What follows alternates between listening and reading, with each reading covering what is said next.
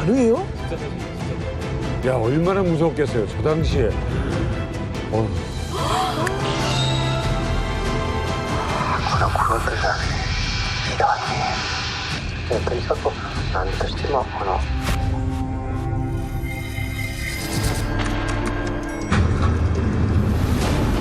들키면 목이 달아나는 거지 뭐. 부산 대표를 가지고 북한 교대는 이들을 적극 동원하라고 외쳤습니다.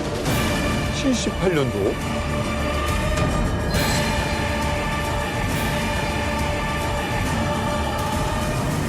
배우도 모자라서 감독님까지 다 납치가 했다고 홍콩에서? 일단 뭐 그 얘기 차차 나오겠지만 네. 신상옥 최은희 부부에 대한 이야기부터 해야 될 텐데 네.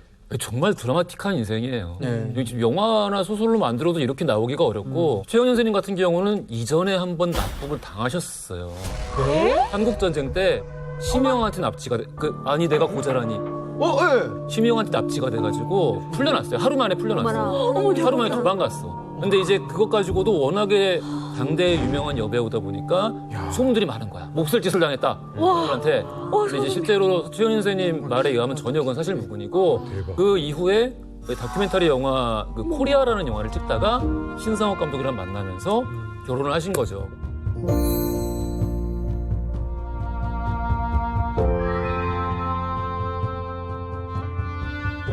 연인과 독재자를 통해 본 신상옥, 최은희 납치 사건 이야기를 한번 해보도록 하겠습니다. 자, 신상옥 감독 납북 전, 납북 당시 그리고 납북 후 접촉한 휴민트가 정보원. 인맥. 인맥. 그럼 그 첫 번째 휴민트 제가 소개해드리겠습니다. 일단 신상옥 감독님 납북 전에 한국에서 조감독을 하셨고 한국 영화계의 살아있는 전설이자 역사산 증인 그 자체이시죠. 이장호 감독님 이렇게 어렵게 모셨어요.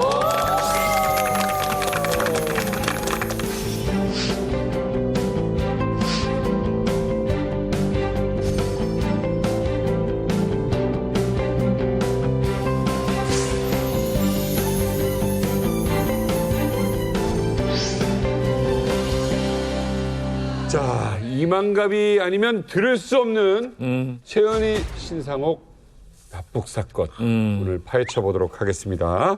오늘의 시크릿 코드 공개합니다. K2858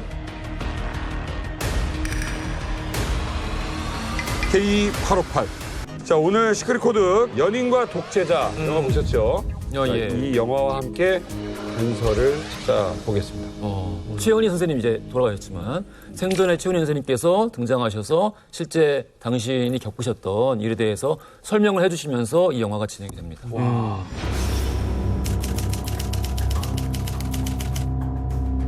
78년도 1월 11일. 이렇게 숫자가 뭔가 있는 것 같아.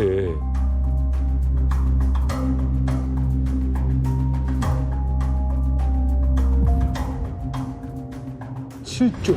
유명 여배우. 이야.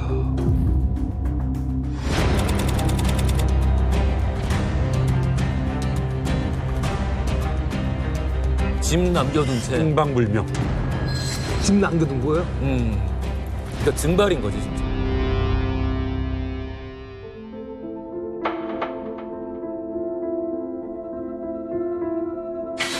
자기의 의도와는 달리 납치됐다는 거죠.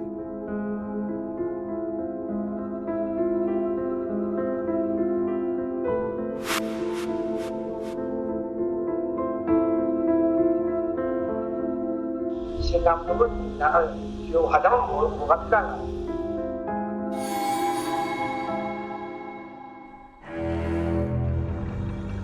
해안가에 하얀 보드를 대놓고 장정현 세네 사람이 양쪽으로 그냥 해가지고 어떡해. 보도에 했단 말이에요. 그때 가서는 내가 이 온 머리서부터 온 피가 그냥 발끝까지 싹 내려가면서 한 8일 걸려가지고 8일. 기절을 했다 깨났다 기절했다 깨났다 아무것도 못 먹고.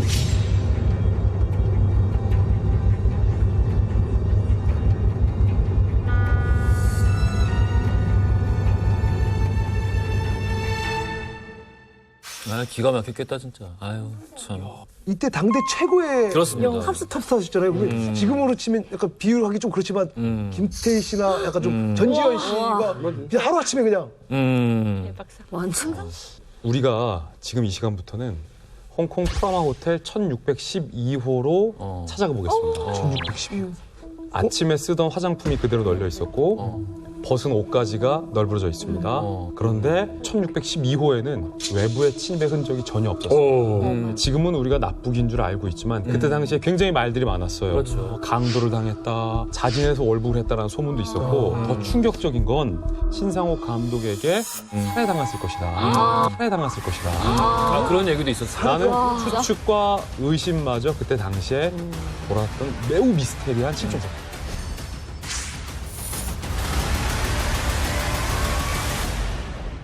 아니 근데 외국에 자주 갈 수도 없던 그 시절에 왜 최은희 씨는 홍콩에 있었던 거예요? 여기에 엄청난 계획이 숨겨져 있었는데 당시에 안양영화예술학교 교장으로 일을 하고 있었습니다. 그 안양영화예술학교가 지금 남희석 씨가 나온 안양예고입니다. 그런데 유명한 학교. 최은희 선생님의 안양예술영화고등학교가 자금난을 겪고 있었어요. 그런데 그때 홍콩 영화계 관계자 왕동일이라는 사람이 홍콩 사람이 안양예술학교에 찾아옵니다. 홍콩에서 양귀비라는 영화를 제작 중인데 여우 주연을 맡아달라, 여주인공을 맡아달라 라는 제안도 하고 안양영화예술고등학교에 자매 결혼을 맺어서 대규모 투자를 해주겠다 라는 달콤한 제안을 합니다. 이거 너무 달다. 이거. 예, 근데 이 왕동일이라는 영화 관계자가 나중에 북한에 대해서 포섭된 북한 공작원이었던 거죠. 왕동일의 꾀임에 넘어가서 홍콩으로 날아가서 수속한 날짜가 1월 11일. 그 다음날 정상적으로 쇼핑도 하고 저녁도 먹고 14일이었습니다. 최은희 씨가 홍콩에 있는 한국 영화 관계자들과 함께 저녁을 먹기로 약속이 돼 있는데 1월 14일 저녁 그 약속을 앞두고 바람처럼 사라졌다. 그런데 그러니까 지금부터 제가 드리는 말씀은 아까 좀 웃고 떠들었고 했지만 그러니까 저는 그 1993년부터 2000년도 그러니까 신 감독이 이제 한국 돌아올 때까지 이제 그분들한테 들었던 얘기를 종합해서 이제 말씀을 드리는 건데 신 감독 하신 말씀 가운데서 가장 그 충격적인 게 뭐냐면은 그 최은희 여사의 납북 같은 경우에는 김정일의 그 철저한 계획에 의해서 추진된 거다. 김정일의 그 철저한 계획에 의해서 추진된 거다라고 말하면서 김규화라는 인물이 있고 이영생이라는 인물이 있고 이상희라는 인물이 등장을 해요. 일단 김규화라는 인물은 뭐 어떻게 보면 그 홍콩 신필름의 홍콩의 지사장 역할을 하는 사람이었어요. 이 영생이라는 인물이 또 있습니다. 이 영생 같은 경우에는 홍콩인이에요. 홍콩인으로서 신 감독도 오랫동안 알았던 지인이에요. 그다음에 이상희라는 인물이 등장을 하는데 세 명이 등장하는데 이상희를 소개를 받았습니다. 최은희 여사가 이러다가 이제 이상희 씨가 내가 지인이 파티를 하는데 그 지상에 있는 별장에 사는 게 아니라 바다 위에 요트에 산다. 멋있지. 진짜 막 부자들 하잖아. 이제 오라고 하는 거 안 보이냐 이상희 씨가 오라고 해서 갔대요. 당시의 상황을 더 정확하게 제가 부연 설명하자면 20대 건강한 남자들하고 중년 남성이 한 명 보트에 있었는데 그 중년 남성이 웨이웨이 라면서 홍콩말로 거예요. 웨이웨이. 그래서 당연히 홍콩 사람인 줄 알고 탔는데 배가 갑자기 가다가 방향을 튼 거예요. 그래서 최은희 선생님이 배가 어디로 갑니까? 라고 한국말로 이상희한테 물었는데 아까 그 중년 남성이 최 선생 깜짝 놀라면 소름이 한번 쫙 너무 무섭다. 지금 우리는 친애하는 김일성 장군님의 품으로 가고 있습니다. 그 한마디에 그 자리에서 최은희 선생님이 기절한 거예요?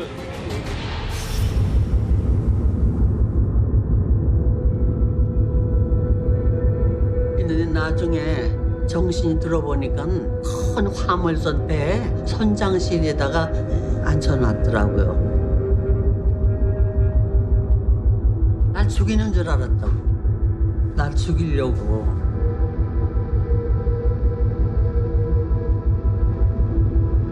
배에도 또 의사가 있더라고요. 뭐 그런 거 장비를 다 준비해가지고 다니는 것 같아요. 와서 주사를 하더라고요.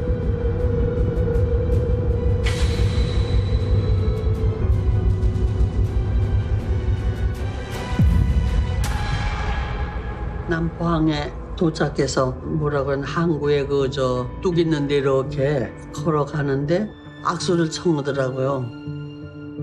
아, 오시느라고 수고했습니다. 네, 김정일입니다. 깜짝 놀랐. 너무 놀랄 것 같은데. 선글라스를 끼고 있어요, 김정일 앞에서. 저렇게 선글라스를 끼면 안 된다 이거죠? 안 돼요. 말이나 돼요. 선글라스는 오직 장군님만 낄 수 있어요. 전혀 생각도 못한 포인트야. 선글라스를 끼면 안 된다.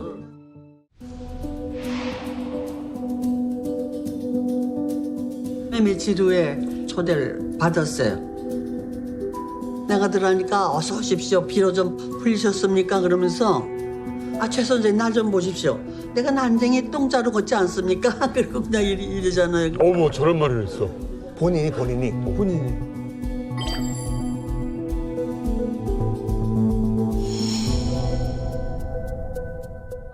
공산주의 서적 같은 거 갖다 줘. 책 읽으라고. 김일성주의라든가 혁명사상이라든가 뭐 이런 거는 세뇌 공작을 한 거예요. 날 이제 머리를 바꿔주기 위해서.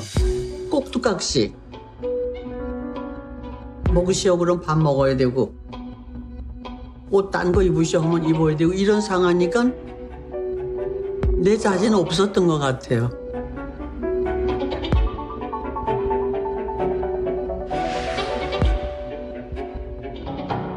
김정의 얼굴은 뭔가 모든 걸 다 얻었다는 표정의 완전 스마일이에요. 아니 진짜 이게 너무 신기한 게 직접 마중도 이렇게 나온다는 것도 너무 신기하고 이게 흔한 일이에요 이게? 김정일이 마중 나온다는 자체는 저희 기빈들이 와도 김정일이 안 나왔었어요. 그러니까 이게. 근데 최은희 선생님 왔다고 저렇게 나왔다는 자체는 만나보고 싶고 너무 아꼈다, 그러니까 그런 것 같아요.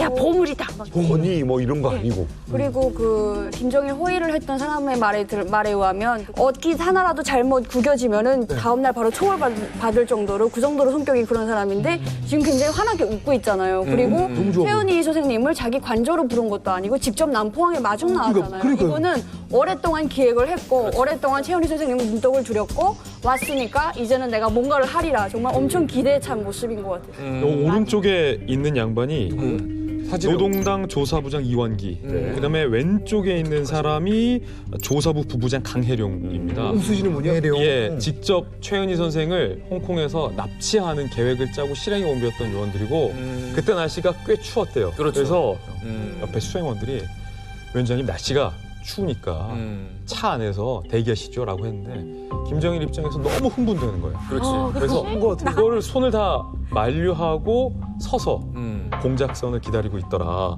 아니 그러면 이 정도로 좋아했으면 그럼 대접도 좀 잘 받지 않았을까요? 김정일이가 이 최은희 선생을 그냥 영화 배우로만 대사한 것 같진 않아요. 그러니까 후에 이제 그 책이랑 보면 어렸을 때 잃어버린 어머니처럼도 생각하고. 그러니까. 그래서 집에서 이제 개인 행사도 소개하면서. 맞아요. 김정일 생일잔치 초대했죠. 예, 사람들을 가족 구성원들을 소개하는데 최은희 선생 옆에 이제 어린 남자애가 있으니까 너 이름이 뭐니? 그러니까 와 내 이름도 물어보네. 어머머. 아니야. 와 남의 이름을 남의 이름 물어보네. 물어보네. 그 어린애가 누군지 얘기 안 해. 김정남이. 김정남 암살당한 아버지가 그랬다죠. 야 정남아. 어리니까. 어른한테 그렇게 말하면 못 써. 했다는 거 아닙니까? 그런데 김정남이 버릇이 없어서 와 남의 이름을 묻니? 라고 부른 게 아니라 그때 당시 김정남에게 이름을 물어본 북한 사람이 단 한 명도 없었다. 단 한 명도 없었다.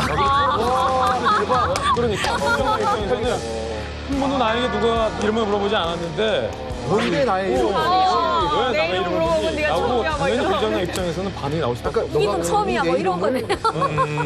그리고 김정일이 이제 그 최은희 선생님을 얼마나 이렇게 아끼고 사랑하셨냐면 최은희 선생님께서 서울에서 쓰시던 그 브랜드 화장품 브랜드 에스티러더라고 그거를 선물로 이제 서울에서 다 알고 있다는 거잖아. 네, 나를 감시하고 쓰는지 나는 알고 있다. 예, 좋습니다. 이 장관님, 그 최은희 배우가 당시에 납북당했다. 이런 소식 어떻게 대한민국에 이제 알려진 겁니까? 신상옥 감독님 그 조카가 신명길이라고 있었는데 명길이한테도 이제 연락이 오고 소식은 거기 전화로 계속 왔었죠. 근데 실종된 거는 정말 놀라운 일이었어요. 그냥 하루 이틀 잠깐 연락이 안 됐다라고 생각을 할 수가 있겠네요. 그렇죠. 처음엔 그렇게 넘어갔죠. 그러다가 점점 심각해지면서 최은희 선생님이 흉방불명되니까 찾으러 가신다고 떠난 거라고. 찾으러 가신다고요?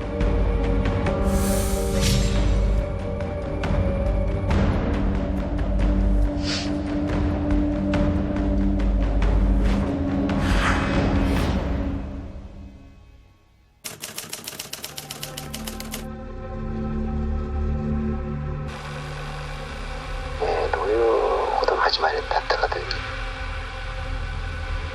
香港に彼氏たちのそのエージェントがいるわけよ、そうすると僕はね彼氏は同じ同業者なんだから別に疑う必要はないわけ。香港島のジバスペイの方向のね連れて行くわけなんだ。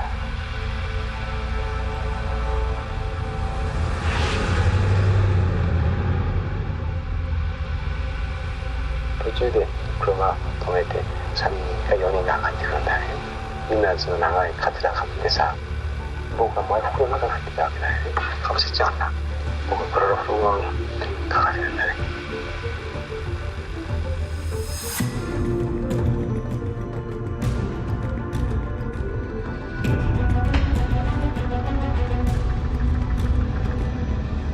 아이고. 와, 아 소름 끼친다면, 아 소름 끼친다면 자다가 저거 보면. ずっと言ってるけど、彼女愛してくれとか言ってるけど、生きてるか生きてないかわからないし何言ってんだってそういうわけだよね。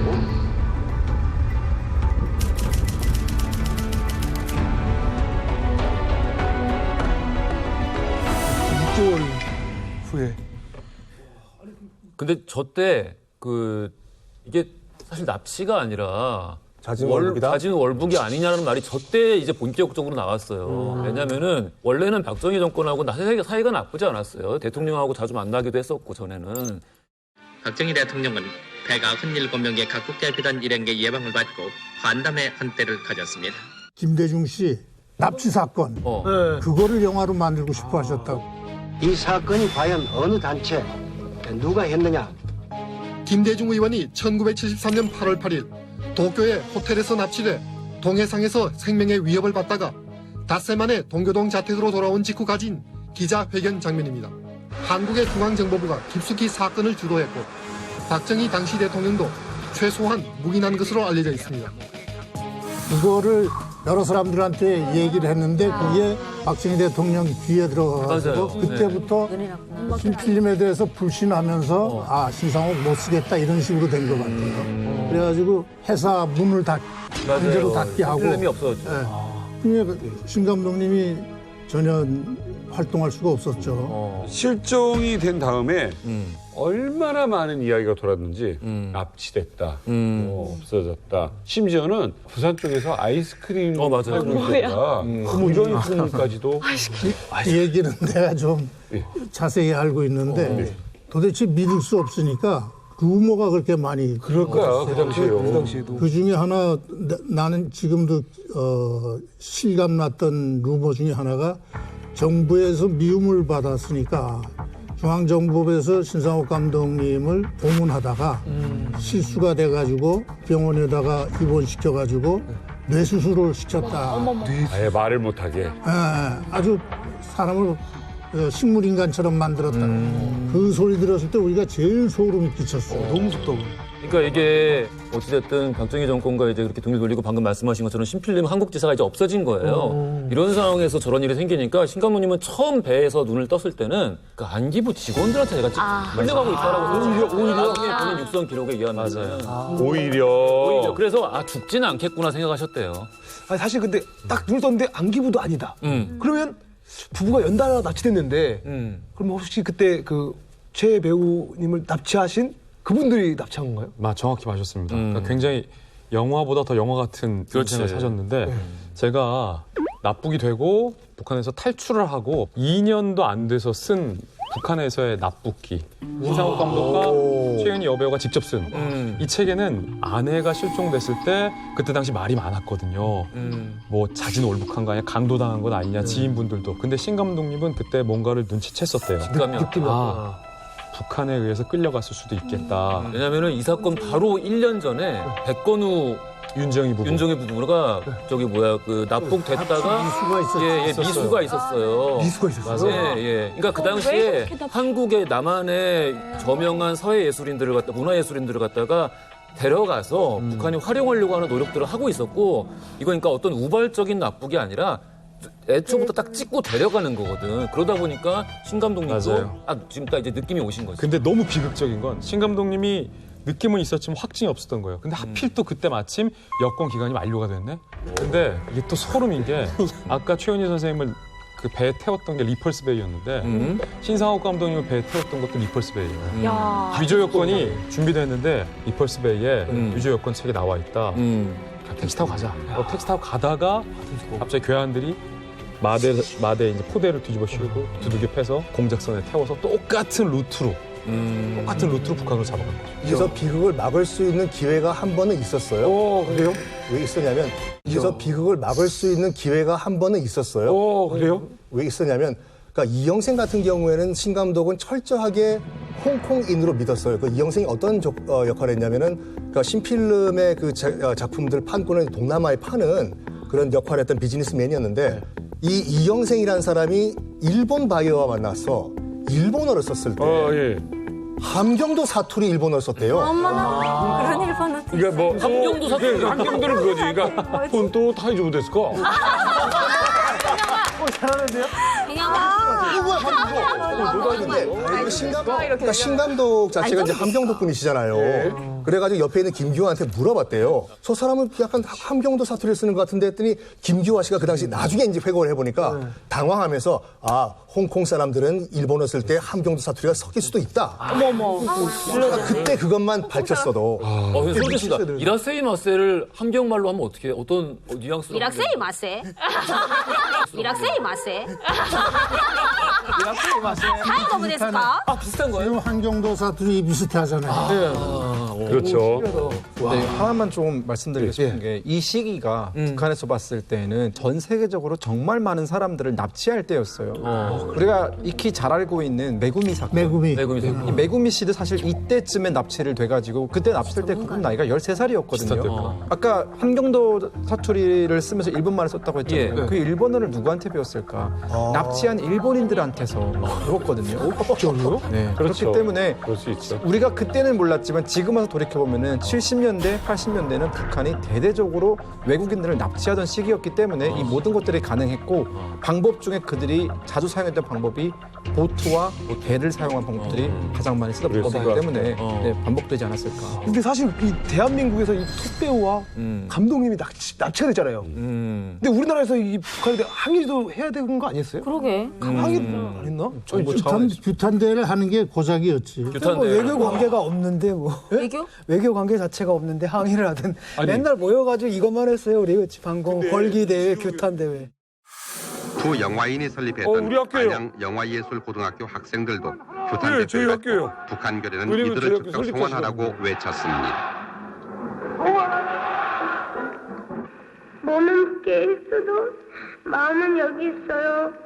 아빠, 나는 너무너무 북한결의 최은희 신상옥 납치 만행을 규탄하는 영화인 규탄대회에서 신상옥 씨의 어린 아들은 아빠를 빨리 돌려달라고 호소한 데 이어 영화인들은 최은희 신상옥 부부를 즉각 돌려보낼 것 등의 결의문을 채택했습니다.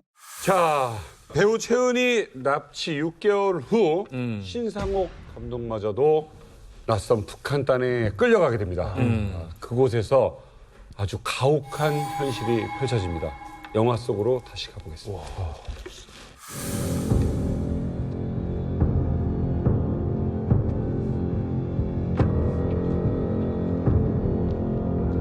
김일성 우상화에서부터 김정일 또 그쪽 북한 체제에 대해서 파상 교육을 집중적으로 시키는 거죠.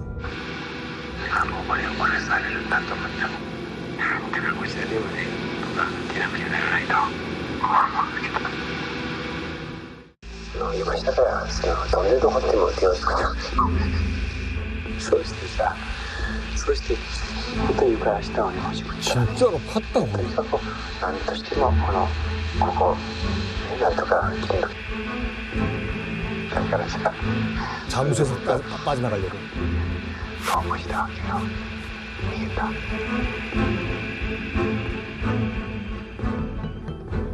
차가 없으니까 거기에 자전거 타고 어디까지 끊임없이 가셨고 거기 가셔가지고 기차까지 탔고 근데 그 기차가 중국으로 가는 건지 평양으로 가는 건지 모르는 거죠.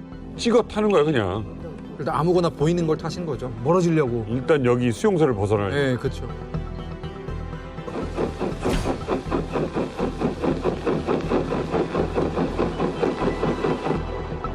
사실 지금 생각하면 굉장히 무모한 짓인데 그건 우리 아버지는 가능하다고 믿었던 거예요.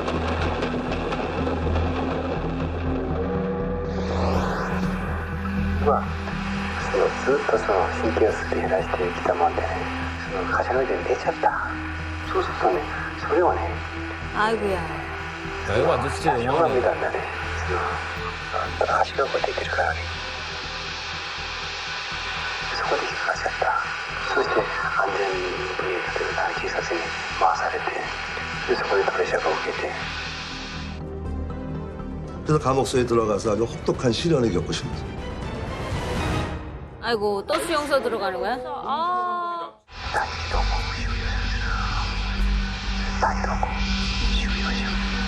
これは反対にそのこれだけは来るところなんだよね。そうなんだけど。 주범으로 물리셨나? その洗脳させて仕事させられるような人間が読むところがまだあるの。 한번 못 해보신 분이 있을 텐데.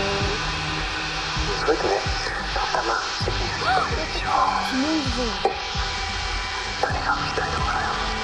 いやー、この頃とさね、ひどいね。 이게 뭔 일입니까 이게? 그러니까 보면서도 안 믿겨요. 그러니까 삶 자체가 영화죠.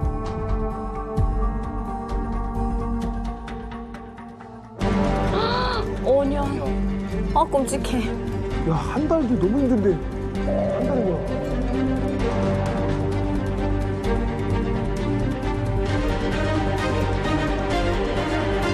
처음에 잡혀가셨을 때 협조를 해달라 그러는데 협조를 거부하셨으니까 이렇게 끌려가신 거겠죠.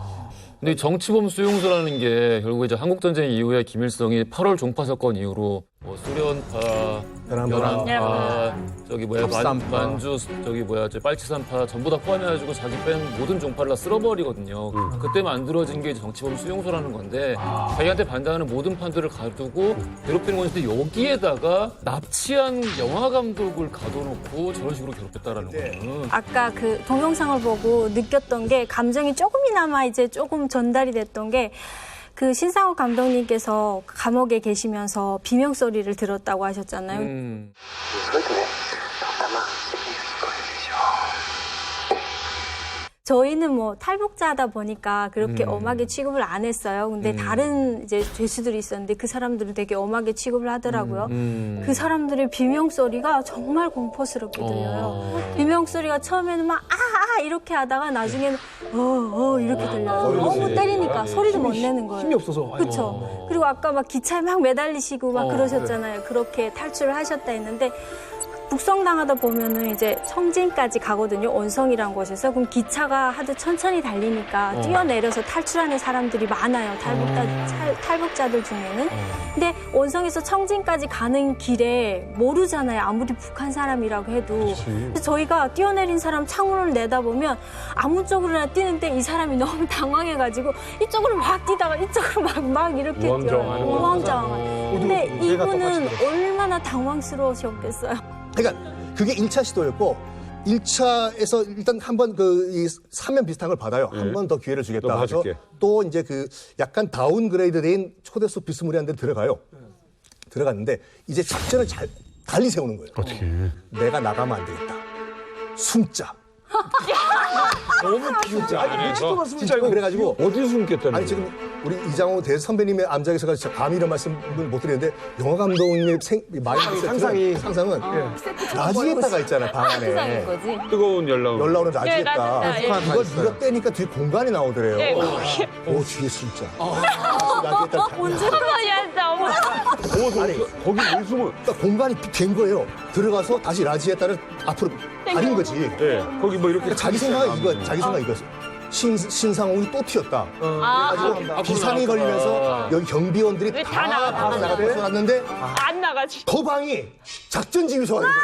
도방이 작전 지휘소가 된 거야.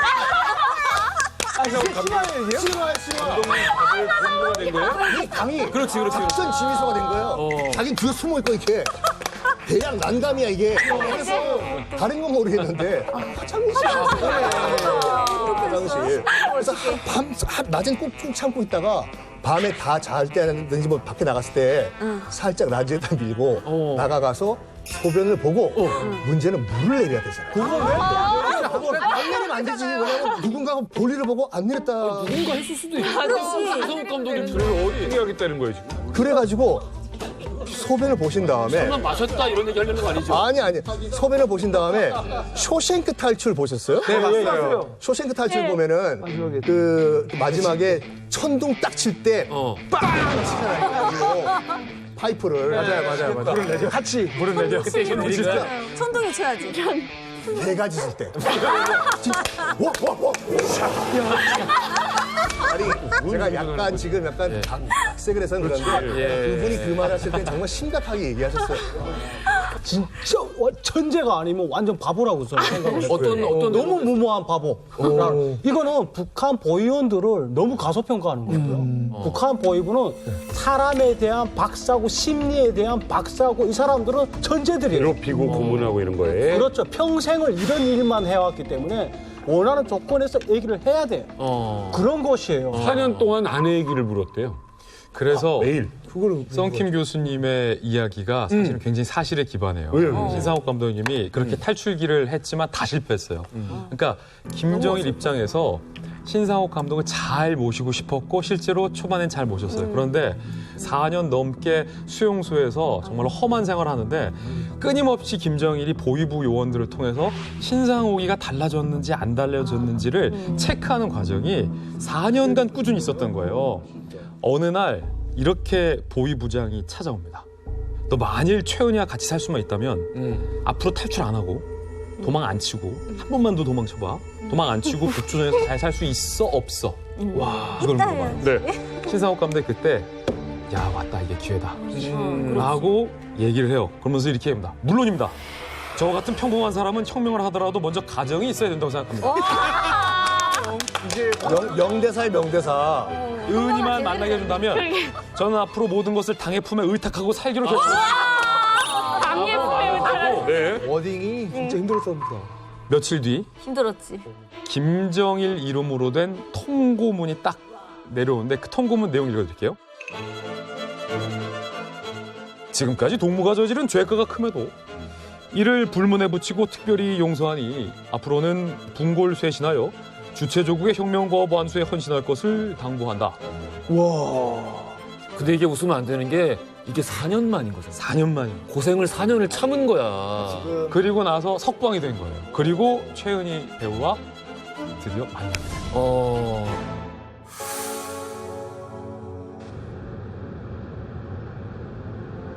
그런 와중에 생각지도 않게 또 대낮에 이제 또 그거는 뭐 오전 오전 중인데 저 집으로 초대한다고 차가 왔어요. 그래서 이제 네, 오늘 최 선생님 난 오늘 생일입니다. 그러면서 아주 기분 좋아가지고 오늘은 가족적인 모임이니까 누가 있나 그러고 보라 그러더라고. 그래서 뭘 봐요.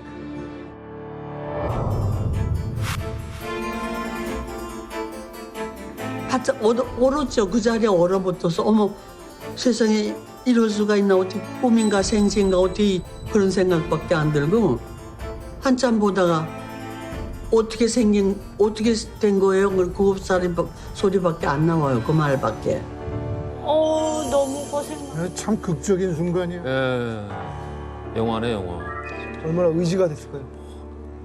그때서야 그냥 마음 놓고 펑펑 울었지만 울었어. 오래간만에 진짜 정말 마음속에 하나껏 거리낌없이 다 털어놓을 수 있던 그런 동지자 사랑하는 사람을 만났으니까 그때서야 마음 놓고 펑펑 울었어요.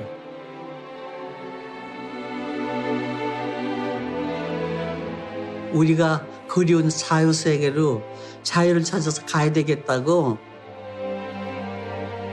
그런 결심을 했어요, 두 사람이.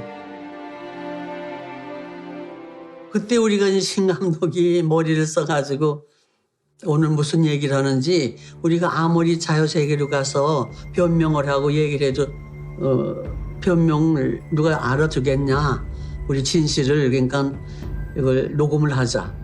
12시에 만나기로 약속이 됐거든요. 이걸 미리 준비해서 녹음기를 그래가지고 숨겨뒀다가 와 대단하다. 그냥 걸리기만 하면 끝인데 그냥. 그거 걸렸어 봐요. 우와. 근데 저걸로 김정일 김일성 대화를 다 녹음을 했어요. 글쎄. 목숨 걸고 하는 거죠. 이 두 분이 다 그릇이 엄청 큰 사람들. 그렇지. 대담하시네요. 범인은 못하지.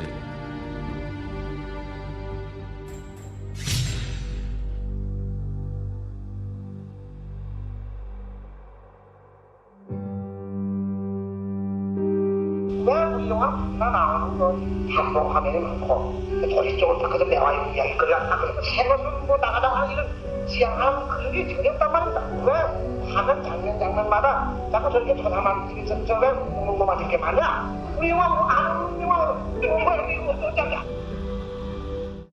화난 거야? 아니 말투가 원래 말투가 원래 그래요? 되게 방정 맞죠? 내부인 같은 경우들이 특히만 작전을 한 경우들이 이 중환들이 다들 많이 총알을 냈습니다. 네, 많이 총알을 내고 와서 그러니까 내 자체가 자기판인 게내 구조를 구체적으로 이동하는데 두 분이 이제 와서 파악해가지고 우리가 어떻게 써먹는가 하는 거는 그런 의도를 안 줬단 말이야. 그냥 두 분이 꼭 필요하니까 그거 대어라. 그러니까 그걸 다 타원해가지고 우리 거하고 이제 합쳐가지고 영화를 서방에 제출해야 한다. 그냥 우리는 이제 이 정도 돈을 준다 여기 있다는 게 있다. 예? 그래서 신감독이라는 기대가 내가 그래서 지금 그라는 거다 기본.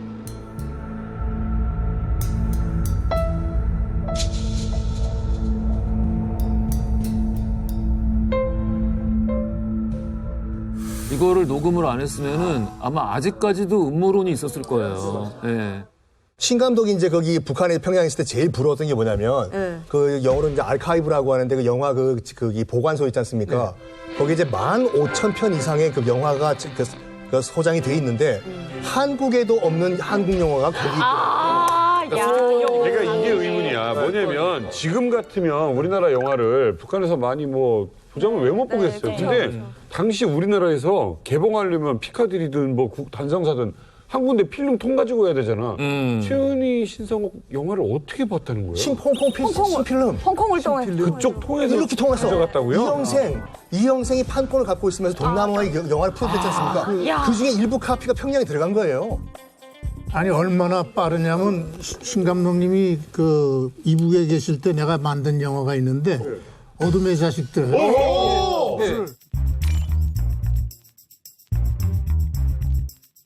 신 감독님이 야, 네 영화 이북에서 봤다 그랬어. 어떻게 구입했대? 아니 근데 이민들은 한국 영화, 한국 드라마 그러니까 뭐 못 보게 하면서. 뭐 진짜 뭐 어디 끌려가고 뭐 저기 노동 관련돼 끌려가고 그러는데 본인은 그때 최은희 선생님 그 인터뷰에 의하게 되면 그런 내용이 있더라고요. 그 모니터 6개 다 한국 TV가 나오더라고요. 아 진짜 너무. 네.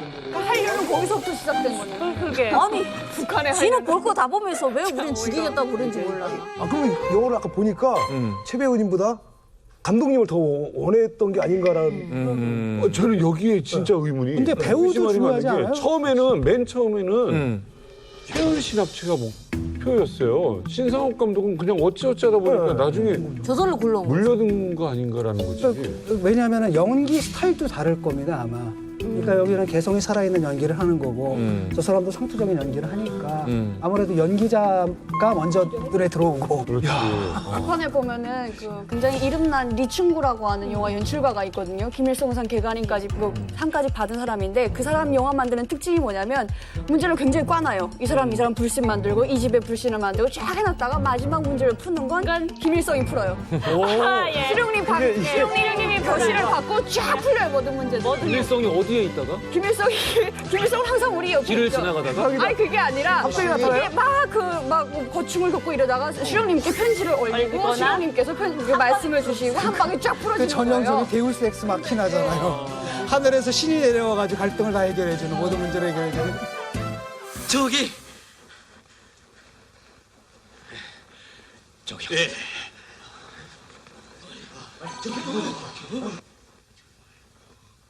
뭐들 하고 있어?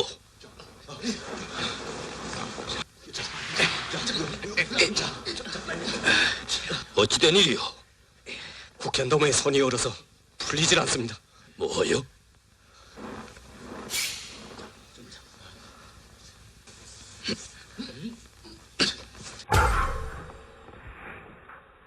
장군.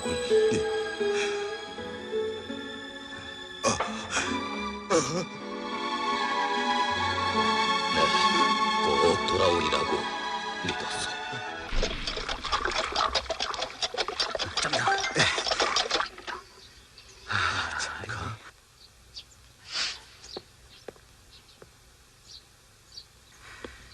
수고들 하십니다. 제가 좀 볼까요?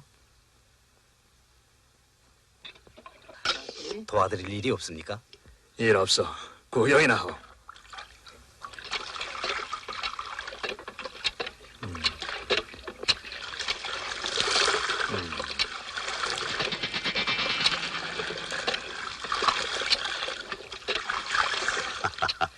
참 수고가 많았습니다.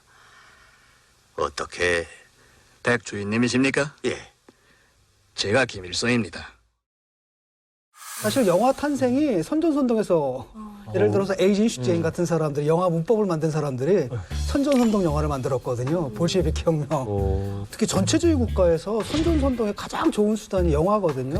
그다음에 영화라는 게 대량 복제가 가능하고 조그만 영상기 하나만 있으면 수백, 수천, 수십만 사람들한테 보여줄 수가 있잖아요. 그다음에 여기 보면 제 재밌는 얘기가 나오는 게 왜 발전을 못하는가. 우리 영화 나 나오는 거 반복 화면이 많고 도시적으로 바꿔서 매화 이야기거리가 다 그래서 새 것은 뭐 나가자고 하는 이런 지향하는 그런 게 전혀 없단 말입니다. 선전선동을 하다 보니까 스토리가 뻔할 수밖에 없어요. 그러니까 맨날 교훈적인 영화를 만들다 보니까 기승전결이라는 게 똑같고 상투형인데다가 또 하나는 뭐냐 그러다 보니까 인물의 캐릭터들이 전형화돼 있어요. 나쁜 놈 이렇게 되니까 개성이 안 살아 있어. 그러니까 결과적으로 자기가 저런 환경을 만들어 놓고 생생하지가 않은 거죠. 그래서 이제 이거는 뭐 자체 내에서 사회주의 시스템 내에서 새로운 영화가 나올 수 없다. 이런 판단을 하니까 그러니까 나름대로 현명한 판단한 거야. 이건 바깥에서 올 수밖에 없다. 그리고 이 체제에서는 영화가 무기거든요. 예술이 아니고 무기로 사용하니까. 저는 저 교수님 말씀을 상당히 동의하는 게 김일성이 북한 땅에 들어왔을 때 그때 당시 조선에 있는 사람들이 대부분 문맹자였대요. 그래서 이 사람들을 어떻게 공산주의 이념, 사회주의 이념을 교육시킬까라고 고민했던 제일 큰 해결책이 영화를 만드는 거였대요. 그래서 다른 거는 못해도 그 각 촌마다 영화관을 설치하는 거 제일 먼저 시작했고 그걸로써 사회주의 교육을 시작을 했다고 합니다. 왜냐하면 또 그 혁명 직후에는 러시아 같은 경우에는 문맹률이 90%였거든요. 맞아요. 그렇죠. 그런 사람들한테 막스, 레닌을 읽히겠어요. 그렇죠. 영화로 하는 게 좋고 그렇죠. 아마도 우리도 해방 직후에 우리 한글이 참 좋아서 그렇지 당의 사상과 이념을 전달하는데 역시 텍스트가 아니라 영화만 하는 게 이미지죠. 없지. 이거밖에 없는 거죠. 자, 그래서요, 여러분들 많이 말씀해 주셨지만, 북한에 가서 여러 가지 이제 문화적인 바람을 일으키셨고, 당시에 이제 소금 같은 경우는 모스크바 영화제에서 감독상과 여우주연상을 타기도 하고, 그러니까 전 세계적으로 그러니까 성공적이었어요.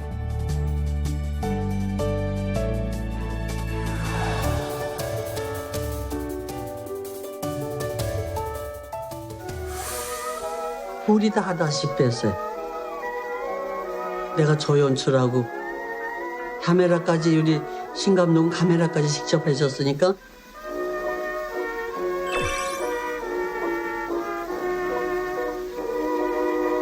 신 감독이 뭐라 그런지 알아요? 여기 하나 다 실인데 돈 걱정 안 하고 한 게 그거 하나 좋다고. 평생을 돈 걱정하면서 제작 감독을 했기 때문에 그런 말을 다 했어요. 다 지원을 해.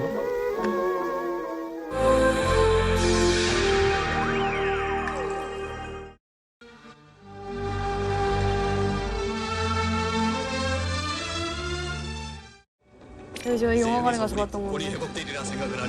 이준희 열사. 자, 여러분 호소문을 좀 받아주십시오. 예, 이걸 좀 받아주십시오. 예, 호소문입니다. 예, 고맙습니다. 우장각하, 나에게 잠깐만 말할 권리를 주십시오. 나는 조선 대표입니다. 여러분, 우리는 정의와 평화를 사랑하는 여러분들을 크게 믿고 수륙 말리기를 목숨 걸고 찾아온 조선 사람들입니다.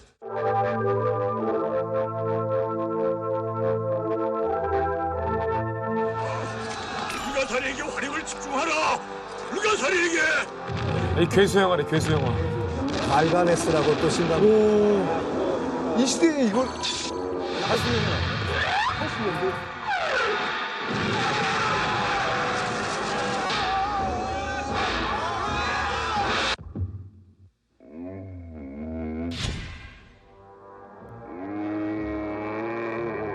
야, 나는 셀프를 이용하는 게 너무. 그러니까 돈을 아끼지 않고 지원을 했기 때문에. 이 고질라 원본인데요, 거의. 다 무료니까 뭐. 엑스트라가 또 무료니까. 다 무료. 신 감독이 이제 북한에서 찍었던 영화 가운데서 뭐 그 희열을 느꼈던 게 여러 가지가 있는데 하나가 뭐냐면, 야, 너 미니 열차 폭파 아니라 진짜 열차 폭파 해봤냐고. 네? 그치? 야, 그걸 다 지원한 거예요? 아니, 김정일이 그냥 밀어줄게요. 그래서 이러겠지. 이거 김정일이 굉장히 그리던 그림이었거든요. 그러니까 영화를 정말 만들어 드리겠지만 한 가지 조건이 있다. 내가 만들고 싶은 방식대로 만들게 해달라. 오케이. 다 지원하게 해달라. 오케이. 열차 폭파한다? 폭파시키라고.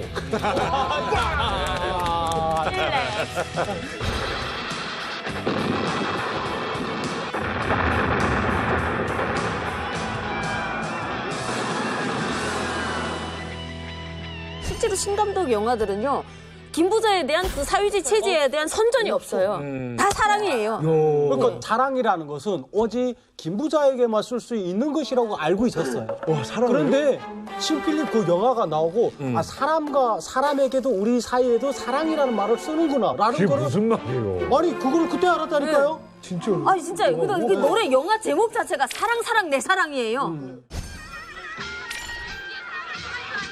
이 영화는 되게 특이한 게 인도 영화처럼 대사 반 절반은 대사 대신 노래로 노래 서로 뮤지컬 대사를 같이? 주고받아요. 예, 근데 이리몽룡이랑 춘향이가 사랑방에서 이렇게 옷걸음을 딱 풀고 뭐 이러다가 그다음에 노래로 딱 전화하는 거예요. 갑자기 뭐 옷걸음 풀 때 이러고 불 딱 끄더라고요. 상상하지 말아야지.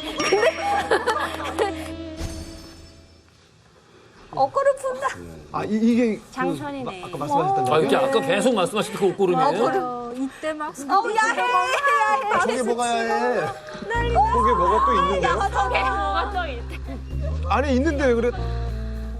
어머 진짜 얌전방기 꿀이다. 얌전방기. 사랑 안 불어요? 어? 아니, 그런데 옷걸음 부르고 이게 북한에서는 이거는 거의. 대단이야. 이거는 최고. 이거는. 당시 제가 영화를 봤을 때는 14살인가 됐었어요. 네. 그때 CDR 돌아가는 걸 봤는데 옷걸음을 풀더라고요. 그때 몰랐어요. 왜 푸는지. 왜? 옷걸음 왜 푸는지 몰랐다. 더워서 푸는 네. 거야. 그때도 더우니까 불편하니까 풀어주구나. 버렸었는데 나중에 이게 아직까지도 이게 유행이 되는 게 북한 사람들 모여서 오락회 같은 걸 많이 하거든요. 거기서 장기자랑으로 이 옷걸음 푸는 게 엄청 유행이에요. 네, 그러니까 옷걸음 풀면서 누가 더 연기를 잘하냐. 무산 같은 경우는 이제 이 영화를 개봉을 했어요. 영화관이 진짜 마비가 원래 마비인데 더 마비인데다가 표가 없으니까 어떻게 하냐면요. 화장실 이게 변소라고 하죠. 그 밑으로 해서 이렇게 구멍으로 해서 똥구멍으로 올라가서 영화를 진짜로요? 그랬어요, 진짜로. 이건 근데 우리나라 기억이랑 되게 비슷하다. 영화가 딱 방영이 됐어요. 이게 옷걸음을 풀어요. 막 엄청 천천히 막 이렇게 야해 보이게 풀어요. 근데 북한 사람들이 이걸 어디서 봤겠어요. 진짜 난생 처음 보는 거다 보니까 이 사람들이 너무 흥분한 나머지 막 손가락을 입에 넣고 휘바람 부르고 그리고 여자들은 막 너무 이게 흥분해가지고 막 박수 막 영화관에서 영화 다 보는데 막 옷걸음 하나에 부르고 막 소리 지르고 박수 막 치고 막 난리 났었어요. 전부 다 옷걸음에 대해서 그 강렬한 기억을 가지고 계신 건데 결국에는 그러면 신상욱 감독이 만든 제일 강렬한 러브 스토리는 여러분한테 춘향전인 거네요. 아니요, 그거보다 더 센 게 있죠. 더 센 게 있어? 설길따라서 말이가 민족가왕이야. 키스하는 거 나오지. 키스보다 더 센 거. 그거는 그 나중에 그건 신감독 영화가 아니잖아. 키스는 뭡니까? 뽀뽀. 키스는 뭡니까? 뽀뽀. 뽀뽀하는 영화? 한말로 조선말로 뽀뽀. 키스신이 나왔다는 거예요? 네. 그렇게 난리였어요? 네. 입술이 닿아요. 영화에서 실제로. 그럼 그때까지는 안 닿았어요? 그런 게 없어. 최고의 스킨십은 그냥 콩 하는 게 이거 최고로 사랑하는 거였거든요. 실제로 이게 입술이 닿는 건 북한 역사상 처음 있었던 거예요. 제 어린 그 8살 나이에 처음 본 거예요. 근데 어머나 저건 뭐야 한데 우산 딱 가리는 거에서 막 엎드리면 보일 것 같아. 엎드리면 보일 것 같아. 해봤어요. 어렸을 때 그래서 근데 딱 엎드렸는데 엄마가 영화 났을 때 조그맣게 이런 데만 눈이 빨간데가지고 한데 저 터졌던 기억이 생생해요. 너무 아쉬웠어요. 왜 우산을 가렸을까? 왜 하필이면. 아니 영화가 이렇게 히트가 쳤잖아요. 그러면 김정일의 반응은 어땠어요? 좋아하지. 영화 어디 가서 상 타는데. 그러니까 이게 김정일이가 이제 우리가 흔히 이제 신상옥, 신필름을 분리시켜 보는데 북한 사람들은 신상옥과 신필름을 하나로 봅니다. 그래서 모든 게 신필름에 가면 모든 게 국가적인 혜택 속에 다 만들어진다라고 생각하는데 일단 이 신필름을 김정일이가 어느 정도로 이제 파격적으로 대우해 주냐면 우리 옥류관 다 알지 않습니까? 옥류관 2차선 바로 차선 앞에 2개 아파트가 있는데 항일 빨치산 아파트였어요. 김일성이가 나랑 같이 빨치산했던 사람들을 살게 했던 집이에요. 여기에 이제 후에 여 빨치산 사람들을 다른 데로 이사시키면서 김정일이가 1호 영화를 만드는 백두산 상작단을 들여앉힙니다. 1호 배우 하면 김일성이 역할을 하는 사람, 김일성이 부인 역할을 하는 사람, 이런 사람들이 모여서 하는 백두산 상작단을 앉혔는데 이걸 또 싹 드러내고 여기다 신필름 앉히라. 여기다 신필름 앉히라. 와, 1호 배우를 다 밀었어? 그 자리에 신필름이 들어가는. 1호 배우가 그렇죠. 1호 배우를 미루는 그러니까 여기에 북한 사람들 그냥 신필름 하면 어떻게 왔는지도 모르고 내용은 다 몰라도 정말 장군님으로부터 최고의 배려, 최고의 믿음, 최고의 사랑을 받는 신필름이다. 이런 대우를 받으면서 영화를 만들었어요. 김동민 대표님 살던 곳이 가까웠어요, 거기랑? 그 빨치산 아파트 옆에 외교부 아파트가 있었고 2개. 그 옆에 작가 아파트가 있었는데 제가 여기서 살았습니다. 그러면 보셨어요, 신 감독님? 보셨어요, 신 감독님? 봤죠? 진짜 말해본 적 있으십니까, 대화? 제가 직접 원고도 들여봤던 적. 와, 이거 너무 신기하다. 북한에서 어떻게 된 거예요? 북한의 모든 작가들은 신필름에 가서 글 써보는 게 소원이었고요. 시나리오 작가들은. 그리고 저는 그때 당시에 인민군문예 창작실에서 시나리오 공부를 하고 있었는데 시나리오 북한의 모든 문학 생도들은 신상옥 한번 뵙는 거, 작품 한번 보여드리고 싶은 거. 근데 신상옥이 어디 있고 신필름이 어디 있는지 누가 알아요, 북한 사람? 모르지. 다 모르겠어요. 저는 행운아였죠. 옆 동네 사니까. 저희 옆 동네니까. 그 지나갈 때마다 야, 한번 혹시 안 나오나 하는데 못 봤어요, 진짜로. 그러다가 어느 날 우연히 봤는데 그 신필름 바로 앞에 이제 그 유보도가 잔디밭이 있는데 거기에 이제 앉아 계시더라고요. 얼굴을 알고 계셨고. 난 당연히 알지. 당연히 아니까. 일부러 돌아가서 이제 거시경례를 딱 하고 인민군대 하사가 3인한데 거시경례하는 경우는 거의 없어요. 그렇죠. 그렇겠죠. 없어야 돼요. 근데 딱 하고 지나갔어요. 그 얼마나 인상적으로 봤겠어요. 아, 일부러. 그래. 또 인사드릴게.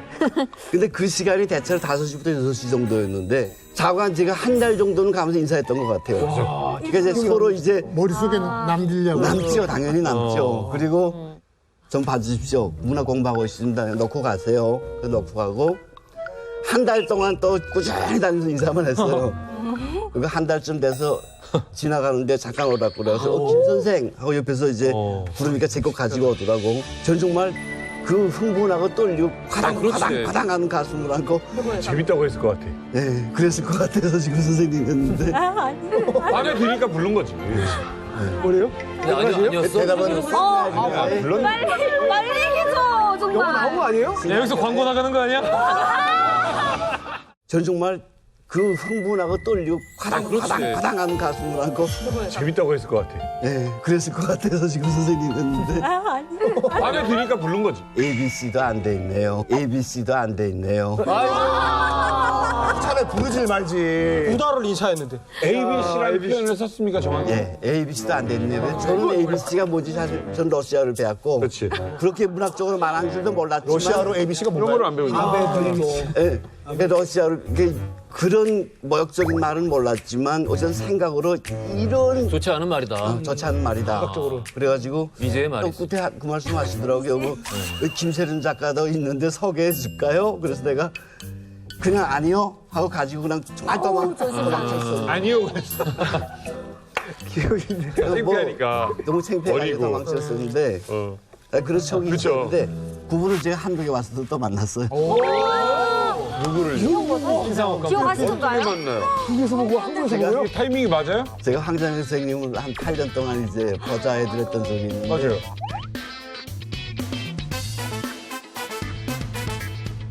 안양예술학교 쪽에서 저한테 연락이 왔어요. 황장 선생님을 만나고 싶어 하신다고 신상옥 감독이. 그래서 내가 선생님 황장 선생님 만나봤는데 북에서 만나봤는데 그분 이러시더라고. 처음 만날 때 난 또 흥분해가지고 선생님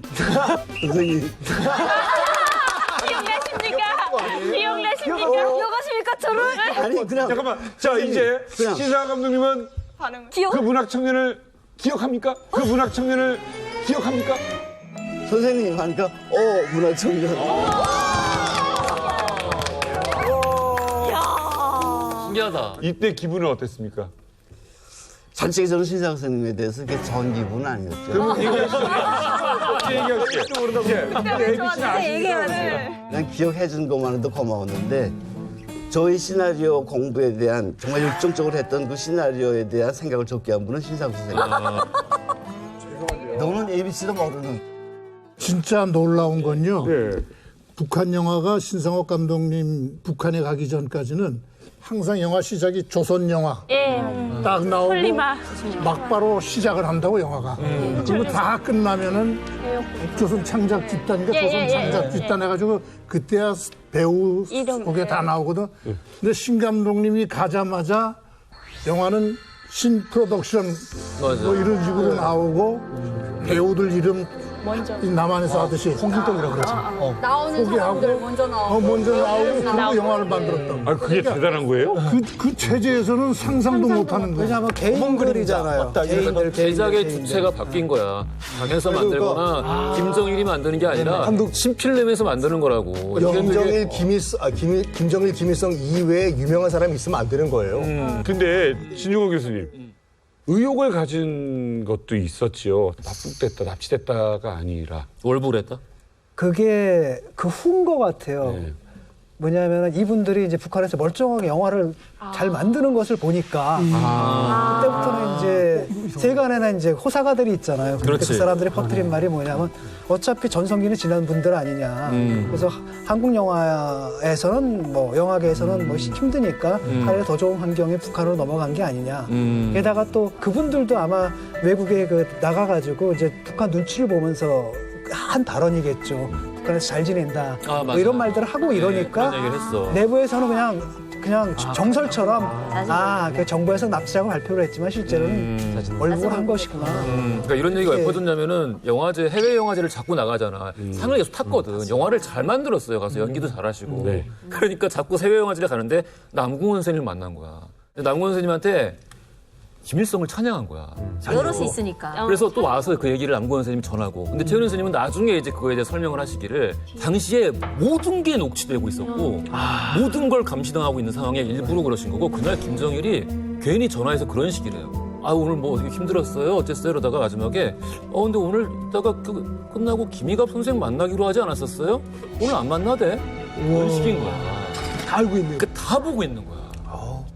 신 감독이 이제 북한에서 만든 영화에 대해서 여러 가지 얘기하는데, 그러니까 돌아오지 않는 밀사가 이제 제일 처음 만든 영화였어요. 그걸 봤을 때 신 감독은 북한에 도착했을 순간부터 탈출을 계획을 했다라는 거 우리가 알 수 있는 게 뭐냐, 본인도 그렇게 얘기하셨고, 돌아오지 않는 밀사는 1984년 4월 15일 이전에 무조건 이건 만들어야 된다라고 이제 최은희 씨와 약속을 했어요. 왜 그러냐면 이 헤이그 파견된 이준 열사 그 드라마지 않습니까?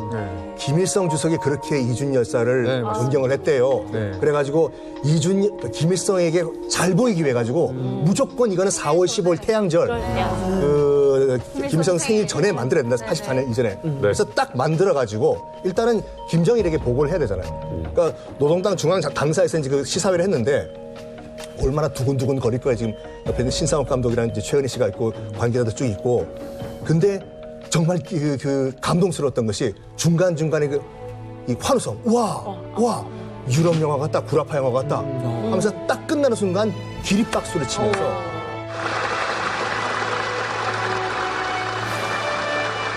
김정일 위원장이 이제 신상욱 감독 손을 꼭 잡고 정말 대박이라고. 이거 꼭 수령님께 보여드리겠다. 그때 이제 그 신상욱 감독은 뭐라고 생각했냐면 나 이제 탈출할 수 있겠다. 왜 그러냐면 요걸 계기로 신뢰를 얻었잖아요. 그래서 돌아오지 않은 밀사를 통해서 신뢰를 얻은 다음에 뭘 만들었냐면 신필름 헝가리 부다페스트 지사를 도망가려고. 야, 도망가기 위해서 그걸 만든 거예요? 그 다음에 헝가리, 체코 이렇게 동구권에 돌다가 동구권에서도 이제 신뢰를 쌓고 그러니까 체코 갔다가 튀어버리면은 잡힐 가능성 있잖아요.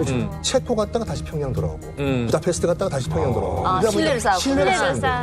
그러다 보니까 이제 그 김정일 위원장한테 이 장비나 이런 여러 가지 측면에서 동구권보다는 서구권에 우리가 장비를 좀 써야 되겠다. 바로 있는 오스트리아 빈에 우리 또 투자하게 우리 나가게 해달라. 그래서 또 나가면서 탈출하게 되는 거죠. 거기서 오스트리아 빈에서 1986년도에 탈출하죠.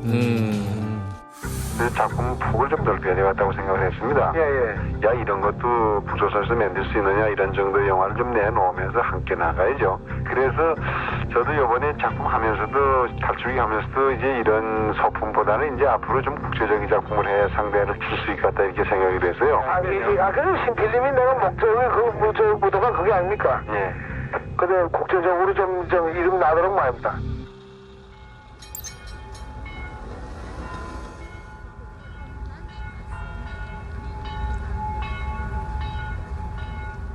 그때 우리가 오지리를 선택한 이유는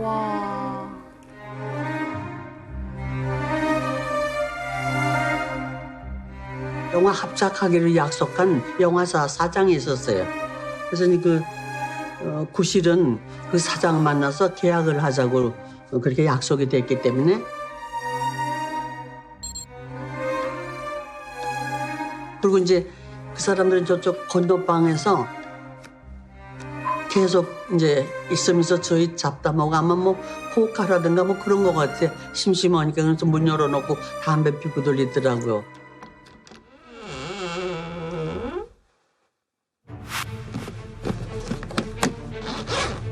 그때 뭐 처절한 건 말할 수 없어요. 야, 얼마나 떨릴까.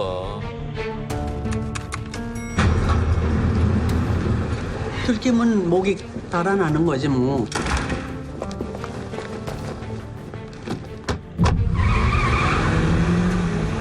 막두번에서 이제 가슴을 쓸어내리면서 이제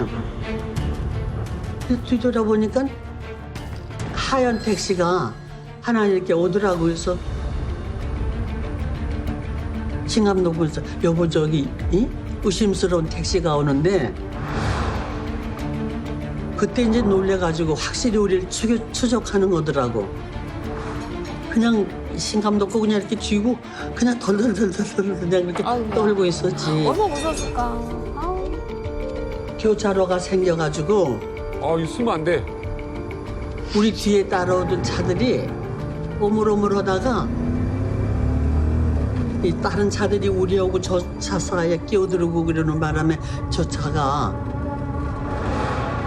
좌회전하라고 미 대사관으로 가자고 택시한테 시키더라고.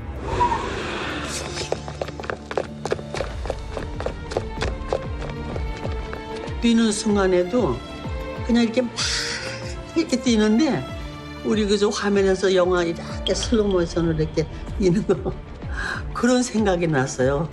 어떻게 안 떼어지는지.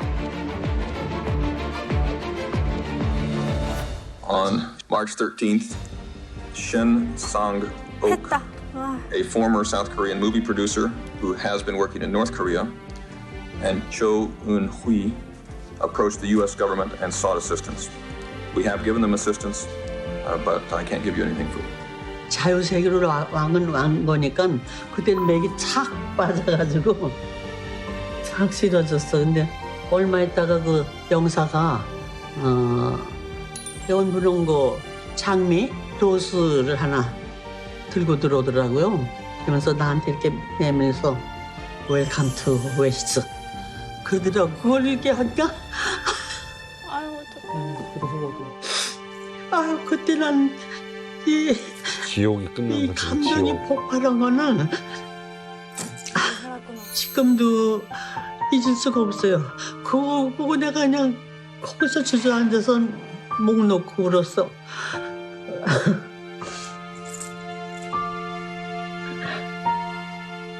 아이고. 지옥이 끝난 거예요. 사실 뭐 이거 결말을 아는데도 막 이게 굉장히 손에 땀을 쥐게 했었는데 예. 정말 이 미국 대사관에서 어떻게 이 장미하고 이 오렌지 주스를 미리 알고 있었던 건가요?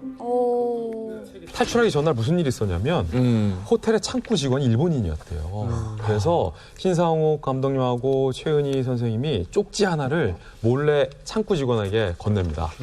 이렇게 써 있어요. 우리는 북한 외교관이 아닌데 북한 외교관 여권을 갖고 있습니다. 신고해 주세요.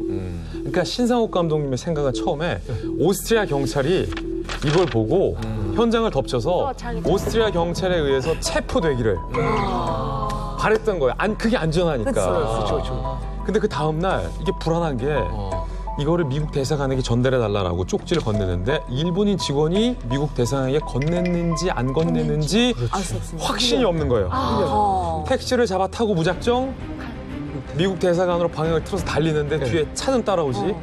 과연 일본인 창구 직원이 그 쪽지를 전달했는지 안 했는지 반신반의. 왜냐하면 당시만 하더라도 미국 본관은 미 해병대들이 철통같이 지키고 있기 때문에 간다 하더라도 창구 직원이 쪽지를 전달하지 않았다면 그 입구에서 막히면 바로 북한으로 체포되면 북한으로 잡혀가면 처형감이거든요. 처형. 그래서 택시를 타고 불안불안하면서 미국 대사관에 들어가서 신필름 명함을 딱 내밀었는데 창구 직원 하는 말 씩 웃더라는 거예요. 아는구나. 이미 알고 있어요. 전달이 왔네. 이미 알고 있어요. 다행히 일본인 직원이 그 쪽지를 미국 대사관 전달을 성공적으로 한 거예요. 그 일본인 직원이 너무 고마운 거죠.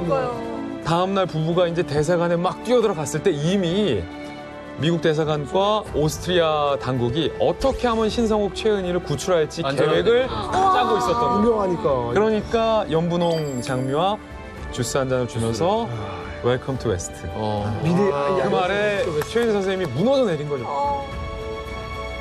유럽 한복판에서 영화 같은 탈출을 하게 됩니다. 정말 얼마나 놀랐겠어요. 자, 그런데요. 오늘의 시크릿 코드 K858 마지막 단서입니다. 미국 망명을 선택을 하죠. 여기에 연관이 있습니다. 미국 망명. 네. 홍콩에서 증발했습니다. 바람처럼 사라진 거죠. 이게 납치가 가능한 건가요, 이게? 자진은 월북이 아니냐는 말이 본격적으로 나왔어요. 북한에서 잘 지낸다. 뭐 맞아요. 이런 말들을 하고 이러니까 김정일의 그 철저한 계획에 의해서 추진된 거다. 그래서 싱가포르랑 이들가 내가 그래서 지금 그러는 거다 기본. 똑똑각시 먹으시오 그럼 밥 먹어야 되고 옷 딴 거 입으시오 하면 입어야 되고 이런 상황이니까 とにかく何としてもここなんとか金額 들키면 목이 달아나는 거지 뭐. 웰컴 투 웨스트 그러더라고. 그걸 이렇게 하니까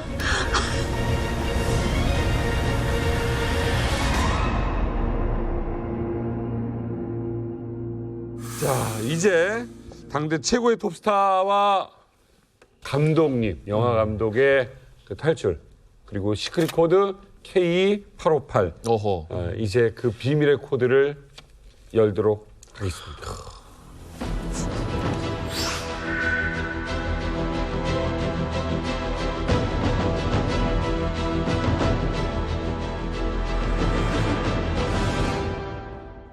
어제 오후 실종된 대한항공 858편 항공기는 결국 버마와 태국 국경 밀림지대에 추락한 것으로 확인돼서 저게 참 무슨 일이야 저게. Rangoon Control, this is Korean Air Flight 858. Korean Air Flight 858.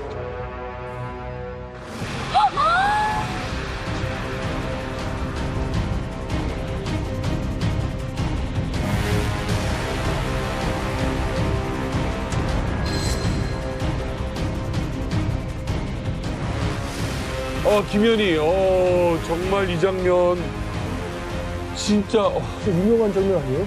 뉴스에서? 그렇지.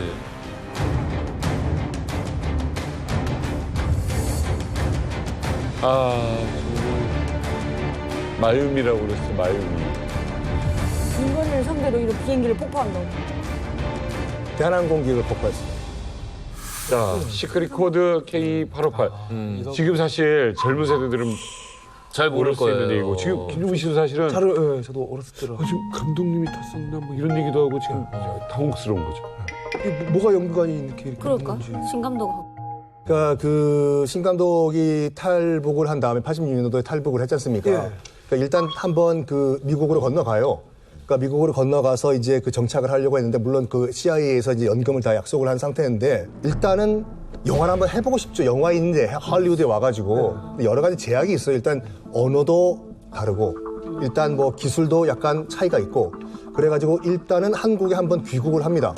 귀국을 한 다음에 그 당시 안기부에서 약간 뭐라고 할까 딜을 해요. 그러니까 정말 그 자진 납북이 아닌 걸 증명을 하라라고 하면서 그 당시 이제 그 박세직 그 안기부장이 그러면 하찌아 마유미 그러니까 김현희 씨죠. 그 칼기 폭파 관련된 영화를 만들어라. 그는 당시에 그 88 서울 올림픽을 방해하기 위한 김정일의 뭐 공작이었다는 건 뭐 우리가 심증은 있는 상태였지 않습니까? 그걸 한번 영화로 증명해봐라. 그러면 내가 자진월북이 아니라는 걸 내가 믿겠다 해서 만들어요. 그 영화가 바로 이 1990년에 나온 영화 마유미. 그러니까 일종의 사상 검증 같은 영화. 그렇죠. 네.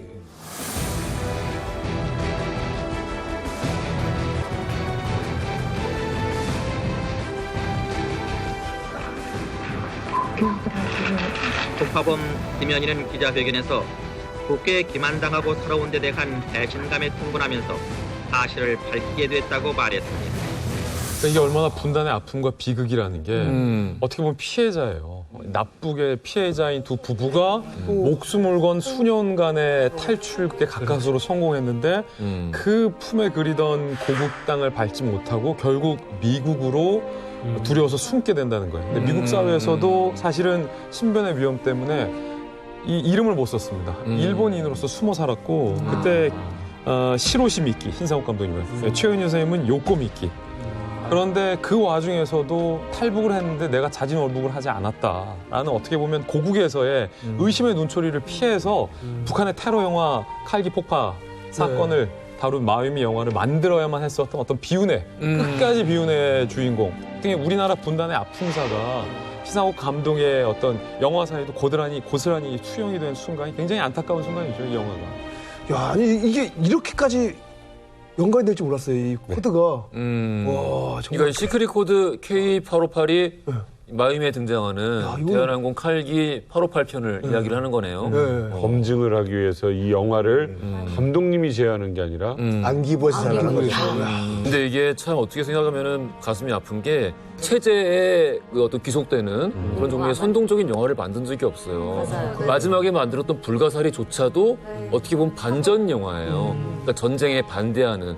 근데 한국에 돌아와서 만든 영화 마유미는 정작 반공 영화였다. 그러니까 이제 어떤 그 체제에 어떤 그 부름을 받는 영화였다라는 게 좀 가슴이 아프긴 하네요. 분단의 비극이죠. 지금으로서는 뭐 상상도 못할 일이 그 당시에는 일어났고, 그 다음에 그 체제에 의해 가지고 한 개인들, 두 개인의 삶이라는 게 어떻게 굴곡되고 마지막까지 어떻게 고통을 받았는가. 그래도 그 삶이 마지막에 해피엔딩으로 끝난 거, 그거 하나가 유일한 위안인 것 같습니다. Ladies and gentlemen of the press, out of the way. Come on, down. Give somebody else a break. I have been provided with the following background information. Mr. Shin was a well-known director and Ms. Choi a famous actress. in the South Korean film industry. Some 8 years ago, Ms. Choi appeared in North Korea after having been in Hong Kong. Subsequently, Mr. Shin traveled to Hong Kong and later appeared in North Korea. 근데 이 문제는 여러분들이나 한국 분들이나 미국 분들은 실감이 잘 안 갑니다. 그러나 저희들은 그걸 실감하고 있기 때문에 말씀드립니다.